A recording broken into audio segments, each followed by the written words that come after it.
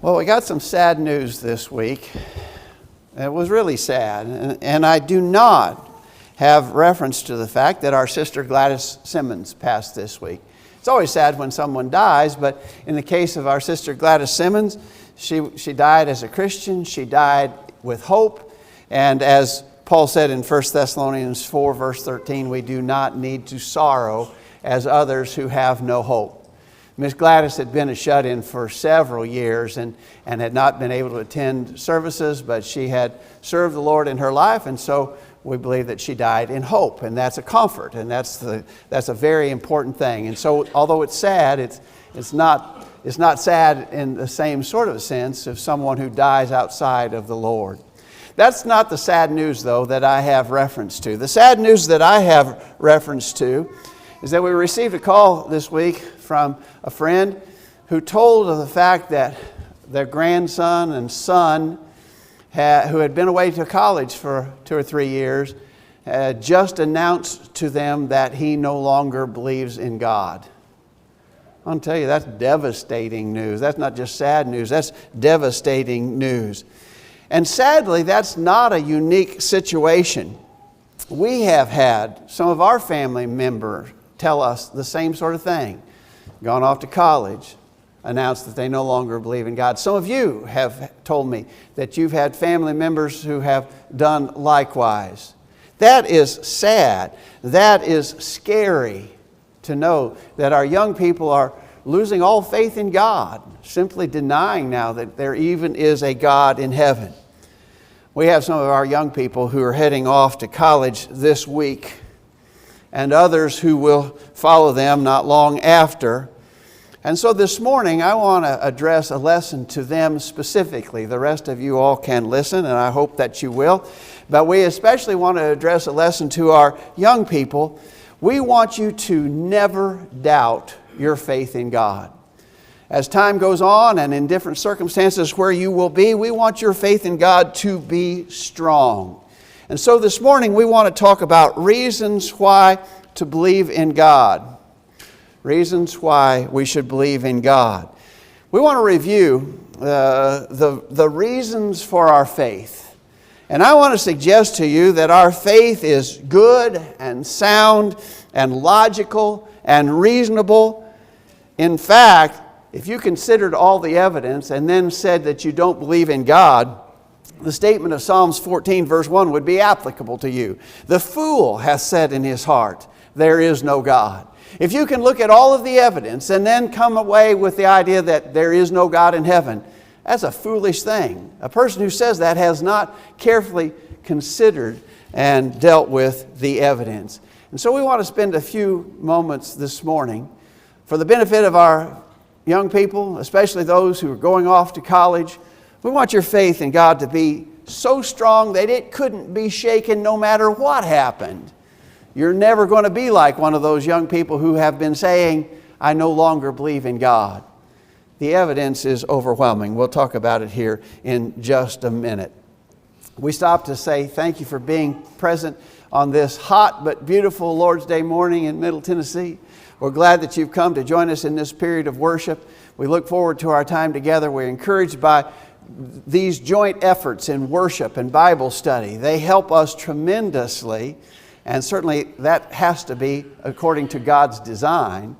But more than anything else, we cherish the opportunity to glorify our Creator, the one who made us. We want to offer all honor and glory to Him. We thank you for being here to be a part of it. And to our many visitors this morning, we say thanks, and please come again every time that you have a chance to be here. What arguments would you list for believing in God? Well, I think the very first one that we will mention is that every effect demands an adequate cause. So when you think about effect, that is, there's something here, this is something, and so there must be a cause that caused this something to be.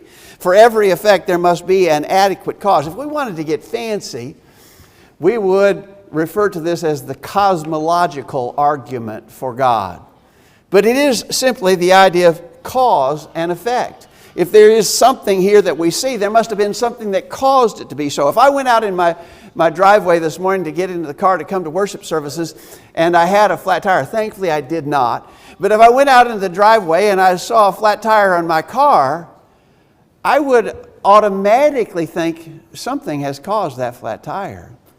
Very likely I picked up a nail or a screw in the highway, and it has punctured my tire, and slowly all the air has escaped. Or it could be, those rascally kids in the neighborhood who goes around and lets air out of the tires so people have to change their tire before they can go to work or worship in the morning. It could be one of those kids that but the fact that the tire is flat tells me there must have something caused that to be. That doesn't normally happen. I go out day after day after day after day and my tires are aired up. Today the tire's flat. Something caused that to be. Cause and effect. We reason that way all the time. So apply that simple premise to our existence in this physical universe. Consider with me the physical universe for a moment. There are only three options as to how the physical universe is here. It's an obvious effect, right? We exist, we live, we dwell in the physical universe. This physical universe is here. And so there must be some reason to explain how it got here. One possibility is that the physical universe is eternal. The material universe has always existed. Matter has always existed. That's one option. A second option is it's not eternal. It hadn't always been here, but it created itself. The universe created itself. So it either has always been or it created itself. And best as I can tell, there's only one other potential option for the explanation of the physical universe, and that is that it was created by some force outside of itself and superior to it. And so let's just consider those options for a minute. For instance, consider the idea that the universe is eternal. The fact of the matter is that even scientists acknowledge that our physical universe has not always been here. Dr. Robert Jastrow wrote a book called Until the Sun Dies. Jastrow is himself an astronomer. He's a planetary physicist. He's a NASA scientist. And he's not speaking from a biblical or spiritual perspective when he says this in his book, quote, "As a result of the most recent discoveries, we can say with a fair degree of confidence that our universe has not existed forever, that it began abruptly without apparent cause in a blinding event that defies scientific explanation." So here's a guy, he's not speaking from a spiritual perspective whatsoever, but he's just from a scientific standpoint acknowledging that our universe is not eternal. It hasn't always been here, that it had a beginning point. In fact, when you hear scientists talk about the age of our universe, now very often they would describe just crazy, outrageous, long ages for the universe. Usually they would try to predict that the universe is something on the order of 20 billion years old. We're not going to argue that right now. I think we could offer plenty of arguments against those long ages for the universe. But just the very fact that they tell you how old they think the universe is an indication of the fact that they are acknowledging that the universe hasn't been here forever, that it had a beginning point. And so in regards to this first option, the universe is eternal, we would say that no, scientists don't believe that. That is not the case. That is not true. Well, what about the idea that the universe created itself? Could the universe have created itself? Now, I know that you know that nothing comes from nothing, right? That things can't make themselves. Nothing comes from nothing. To illustrate that a little bit, what if I told you that earlier this week or earlier last week, I was here in this auditorium room and there was nothing sitting right there in front of me, and suddenly out of thin air that communion table materialized. It just came into existence. Just as we say, out of thin air, it materialized. And I'm very adamant in trying to persuade you that that is the case. This communion table came out of nothing. What would you think? Well, you would think that I had absolutely lost my mind, right? Because we all know, we have a very basic understanding of the fact that nothing comes from nothing. That's there, and there had to have been something that caused it to be there. Nothing comes from nothing. And so this idea that the whole universe, as vast as it is, came about out of nothing, again, even from just common sense or even scientific analysis, we'd say that can't be true. And that being the case, we're only left with the third option. Almost by a process of elimination, we are forced to the conclusion that our physical universe was created by some force outside of itself and superior to it, something that existed before our universe existed, something of a completely different nature than the physical universe that we live in. That uncaused first cause is God. There must be some uncaused first cause. We have an answer to that question. The unbeliever does not, but we have an answer to the question, what is the uncaused first cause? It has to be God. The Scriptures make this kind of argument. In Hebrews chapter 3, verse 4, it says, every house is builded by some man, but he that built all things is God. This is really that cosmological argument. This is really the cause and effect argument. So you're driving down the road. Maybe this is a road that you have traveled before, but it's been a long time since you've been down this road. And as you're going down this road, up on the hillside there, you notice a house that wasn't there before. A nice new house sitting up on that little rise off to the side of the road. What do you think when you see that house? You think, that house just materialized there. That house just happened on its own. No, that thought never crosses your mind, does it? What you do instead, you say, I wonder who built that house, right? Because you know somebody built that house. I wonder who built that house. That's a pretty house. That's a beautiful setting. I wonder who built that house. Every house is built by some man. We all know that. But he that built all things is God. Cause and effect. In the text that Ethan read for us earlier from Romans chapter 1, Paul says that if you can look at all the things that God made and say there is no God, that's just crazy, and there's no excuse for that kind of thinking. In Romans 1, beginning verse 18, read it again.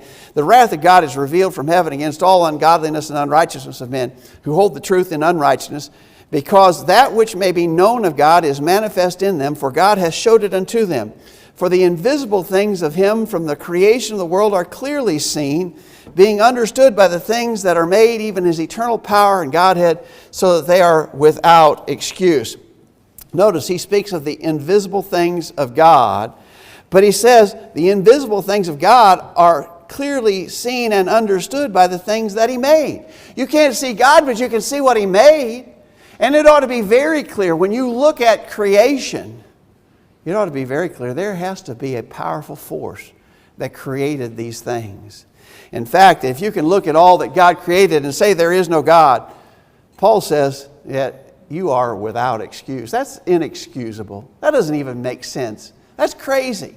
To see all that there is and then say there is no God. And so, again, our first argument as to the existence of God has to do with cause and effect. Cause and effect reasoning. Let me suggest to you that another type of argument for the existence of God is that design demands a designer. And what we're saying here is not only does the physical universe exist and all the things that are in it, but within that universe there are things that demonstrate incredible design. You know, engineers sit behind computers these days and work tirelessly trying to design one tiny little piece of machinery or one tiny little gadget of some sort or another. Because if you're going to make something and it's going to function, it needs to be designed. But if you see something that has design in it, design demands a designer, right?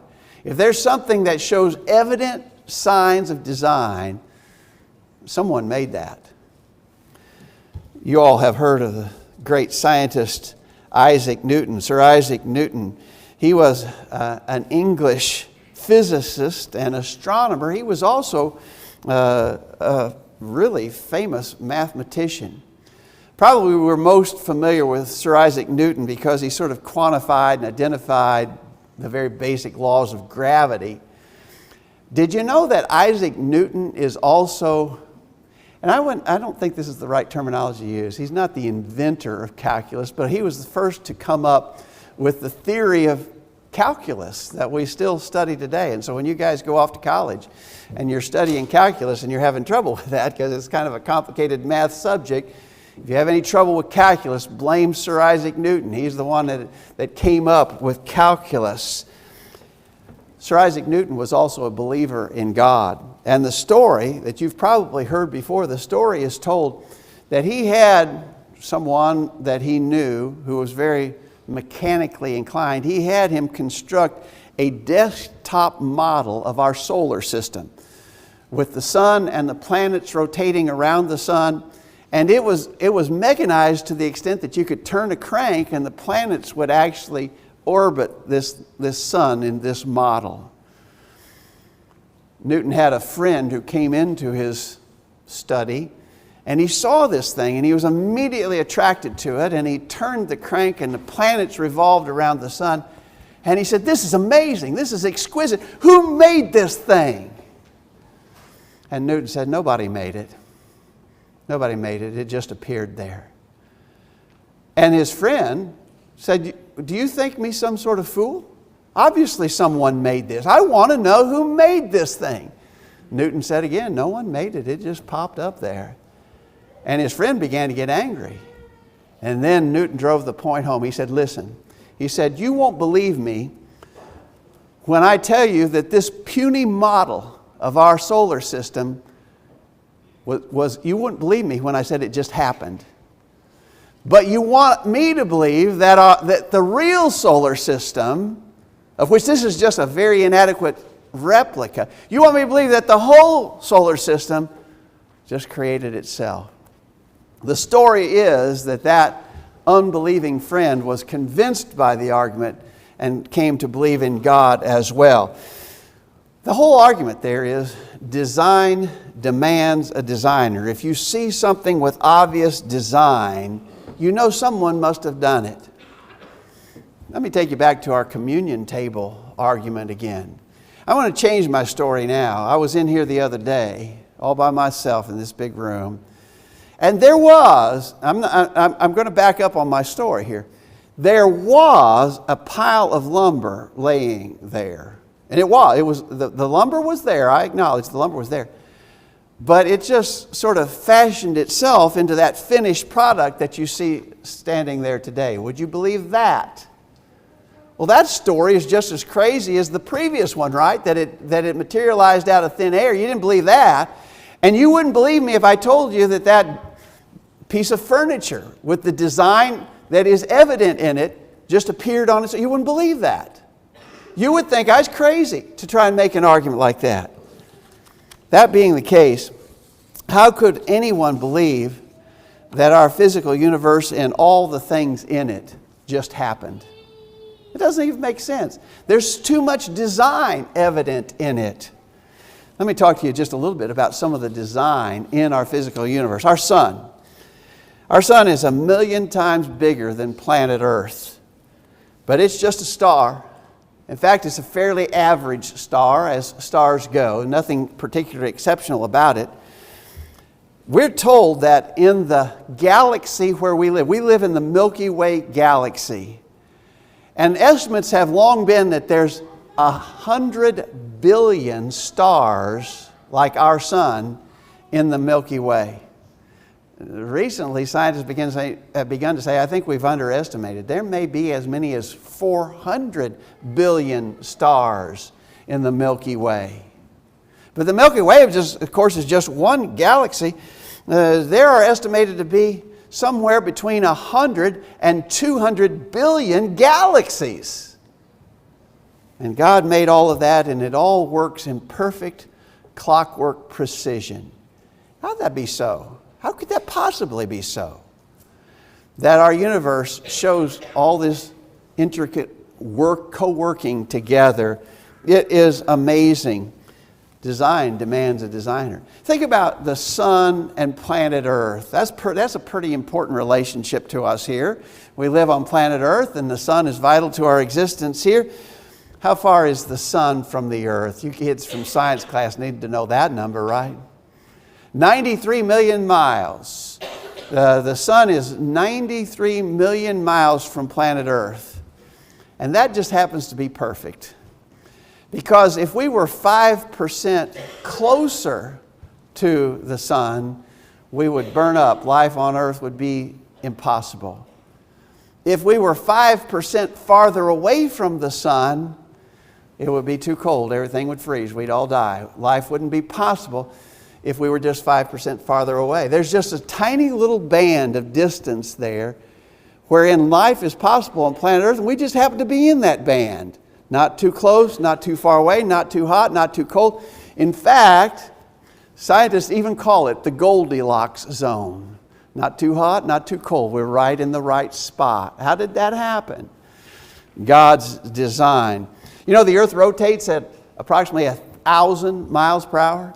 We think that we're standing still right now, but that's a relative thing. We're actually spinning like crazy at about 1,000 miles per hour. We're spinning around. And that's really critical too, right? If we were rotating any slower, you talk about some hot days in August, it would be too hot to live. We would burn up if we were rotating slower. Do you know that 3/4 of the Earth's surface is covered with water?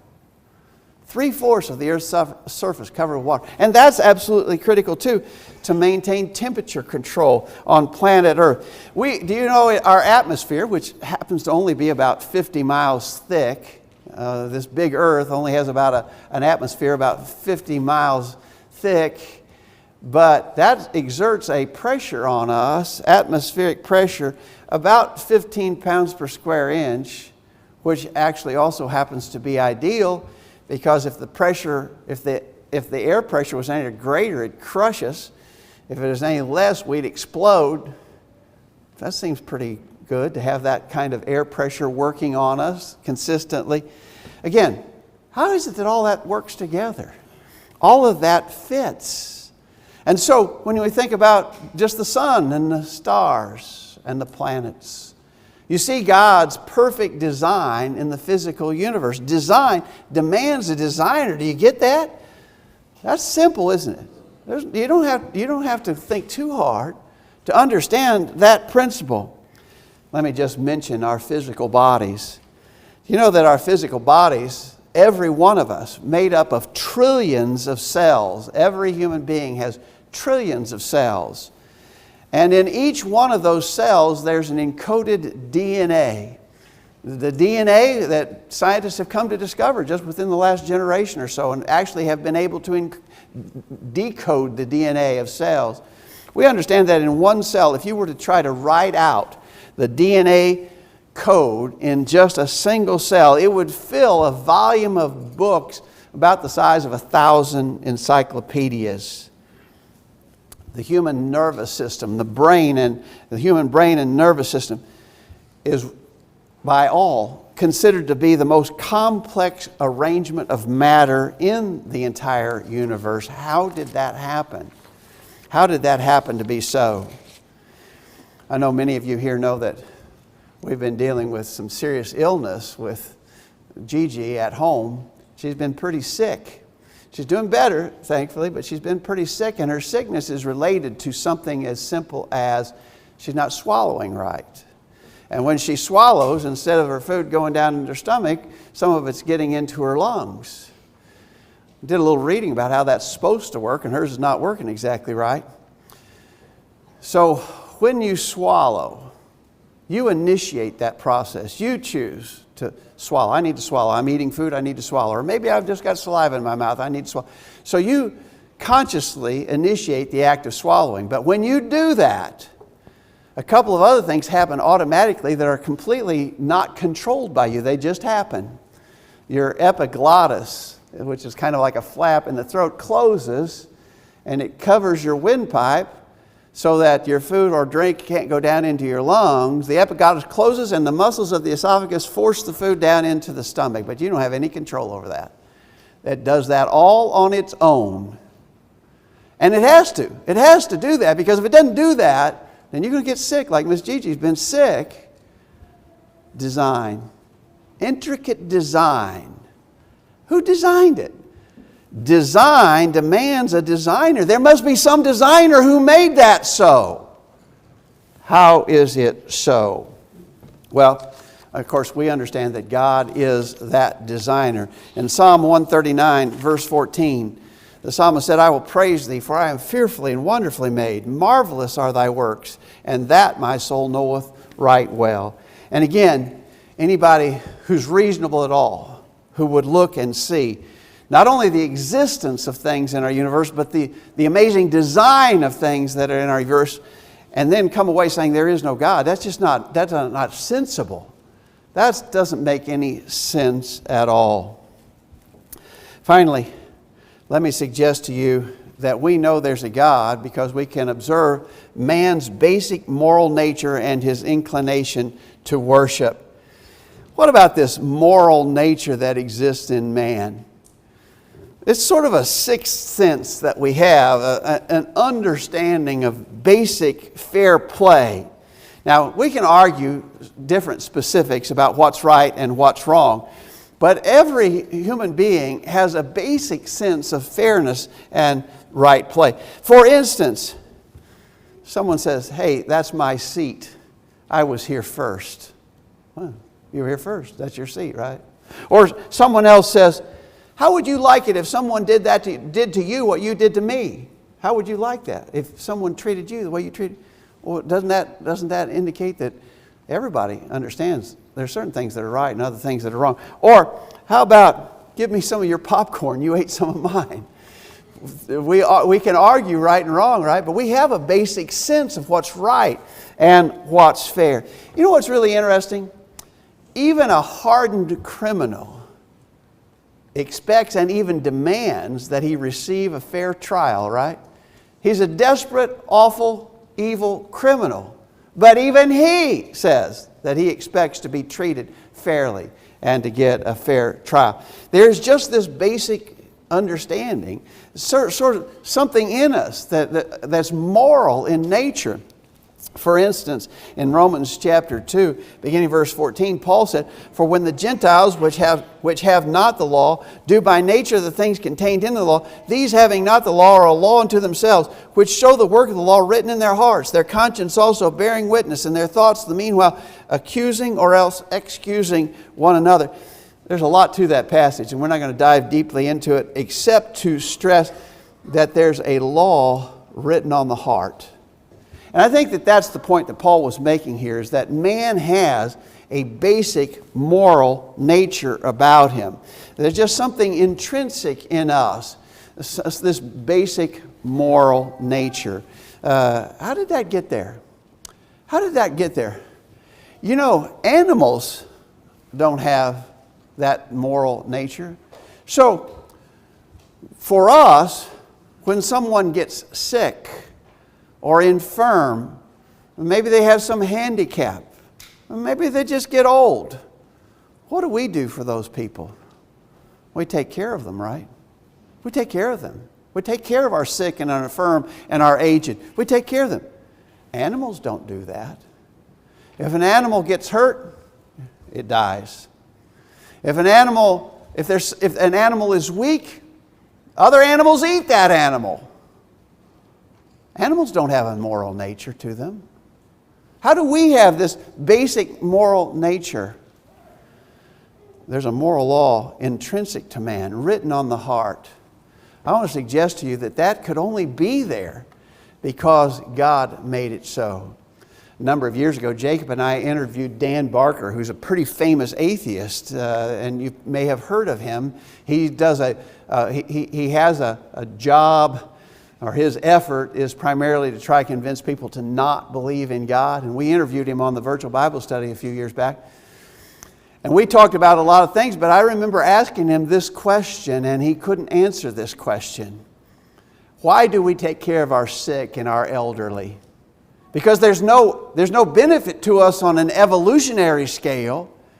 There's no benefit to us taking care of people who can't take care of themselves. Why would men develop that nature? He really couldn't answer that question. If we're just here, if there is no God and we just evolved, there's no reason for us to do that. The fact that we do that doesn't even make sense from an evolutionary perspective. But the fact that we do that is an indication that there's something else going on here, right? And there is this law written on the heart, an intrinsic moral nature given to us by God. And then, of course, we just quickly note that men have always been inclined to worship. Wherever civilizations of men have been found, in whatever time, they have always been found to be worshiping something. Where did that inclination toward worship come from? Again, the animals don't worship anything. Why do men worship? And it's kind of interesting, by the way, that the oldest tradition of human worship is the worship of one God, like we read about in the Bible. And so, there's some review of things we've talked about before. But I want to tell you, the evidence is not only clear, the evidence is overwhelming that there is a God in heaven. And so you young people, especially those of you who are heading out to go to college, but you other young people who are coming up and are not very far behind them, I just want to say this to you. Never, never, never let your faith in God be shaken. Because the people who will try to tell you that there is no God are ignoring all the reasonable, logical arguments, and they're just saying that because probably they don't want to submit to God anyway. But do not, no matter what happens, do not let your faith in God be shaken. Hold to that. Don't let anyone ever tell you otherwise, because if they tell you otherwise, they're telling you a lie. We say to you as you head out, good luck in your studies, good luck as your life progresses, but more than anything else, we say to you, be strong in the service of the Lord. Be faithful to Him. It's the right thing. It's the sensible thing. We will be praying for you. Thanks everybody for listening. As we conclude our lesson, we're going to sing a song of invitation. And we'll be asking everybody here, make sure your life is right with that creating God, our Creator who made us, who made everything. Is your life right with Him?